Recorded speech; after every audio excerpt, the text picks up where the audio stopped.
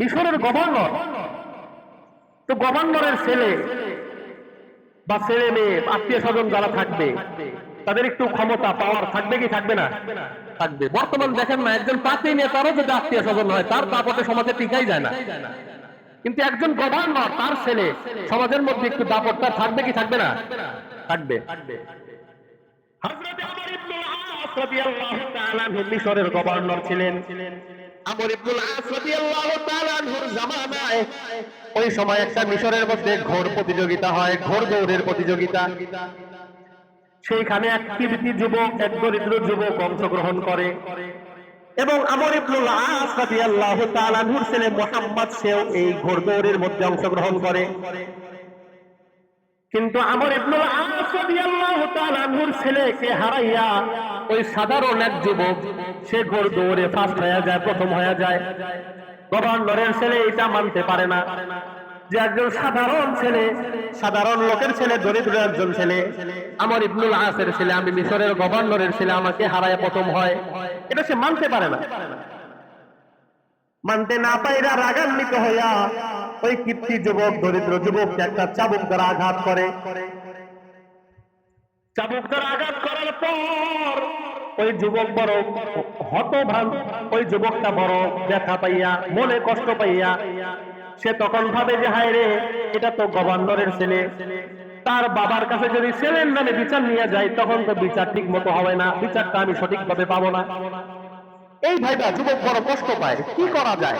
যে গভর্নরের ছেলে আমাকে বিনা দোষে আঘাত করলো, তার বাবার কাছে গেলে তো সঠিক বিচারটা আমি পাবো না, তাহলে আমার কোথায় যাইতে হবে? সেই জায়গায় আমি যাব। যুবকটা ভাবতে ভাবতে এক সময় হযরত ওমর রাদিয়াল্লাহু তাআলা এর কথা স্মরণ হয়ে গেল যে মদিনার মধ্যে তো খলিফাতুল মুসলিমিন ওমর আছে, তিনি তো ইনসাফ ওয়ালা একজন বাদশা, তার দরবারে আমি যাব।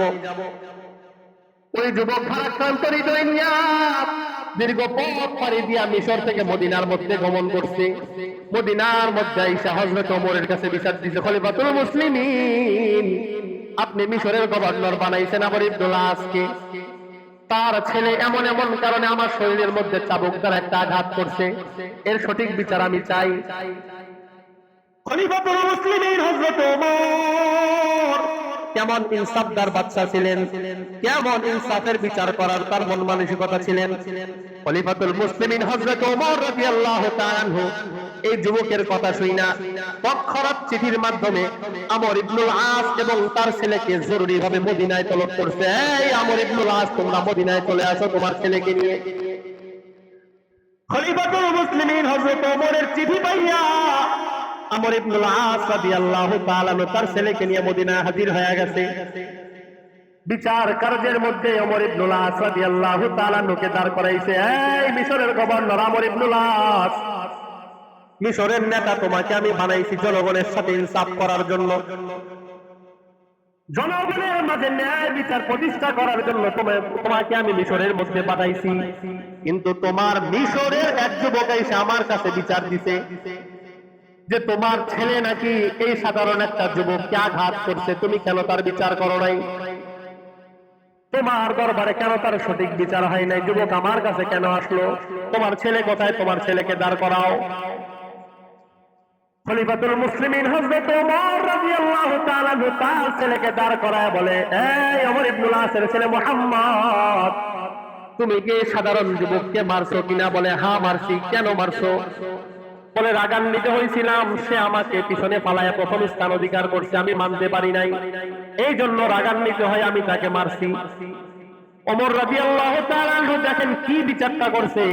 গভর্নরের একজন ছেলে, আমর ইবনুল আসের ছেলে, মিশরের গভর্নর, তার ছেলেকে সমস্ত সাহাবায়ে কেরাম সাধারণ লোকদের সামনে দাঁড় করাইয়া বলে, এই ওমর ইবনুল আসের ছেলে, তুমি শুনে নাও, তুমি যেইভাবে তুমি ওই ছেলেটাকে মারছো, যুবকটাকে মারছো, যুবকের হাতে ওমর রাদিয়াল্লাহু তাআলা একটা চাবুক তুলে দিছে, নাও এই চাবুকটা তুমি তোমার হাতে নাও, তোমাকে যত জোরে যেইভাবে আঘাত করছে তুমি এখন আমর ইবনুল আসের ছেলে, মিশরের গভর্নরের ছেলেকেও তত জোরে আঘাত করো। সুবহানাল্লাহ, কেমন ইনসাফের বিচার করছে ওমর রাদিয়াল্লাহু তাআলা আনহু। যখন এই যুবকটার হাতের মধ্যে চাবুক তুইলা দিছে, সাধারণ মানুষ যদি হয় নেতার কোন ছেলের গায়ে হাত তুলতে পারবে? কথা বলেন, সাহস আছে? সাহসই নাই। কেননা নেতার ছেলের গায়ে যদি হাত তুলেও থাকে, এই বিচারের মজলিস শেষ হওয়ার পরে এই যুবক আর দুনিয়ার বুকে বেঁচে থাকবে? কথা বলে, বেঁচে থাকবে? তাকে হত্যাই করে ফেলবে।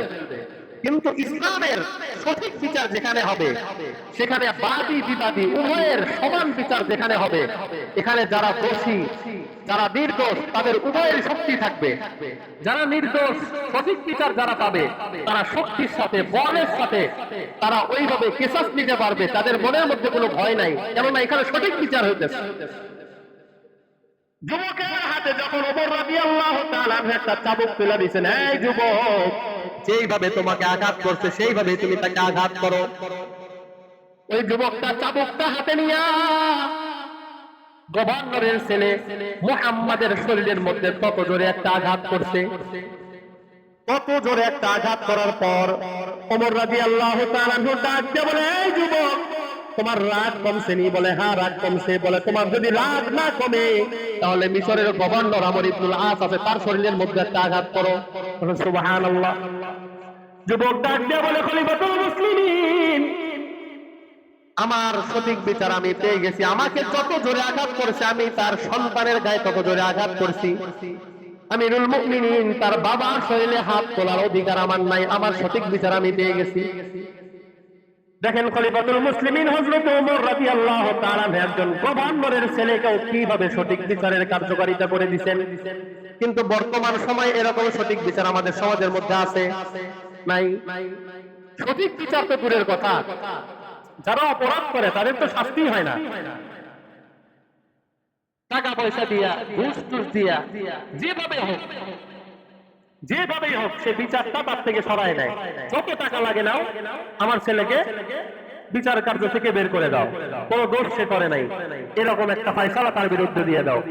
আর বর্তমান সময়ের বিচারপতি যারা আছে, সুবহানাল্লাহ, টাকা পয়সা খাইয়া একজন হত্যাপ্রাপ্ত আসামি, যে খুনের আসামি, তাকেও বেকসুর খালাস দিয়ে দেয়। এরকম বাংলাদেশে অনেক ঘটনা ঘটছে, আপনাদের জানা আছে হয়তো, বা অনেকের জানা নাও থাকতে পারে, কিন্তু এরকম অনেক আছে।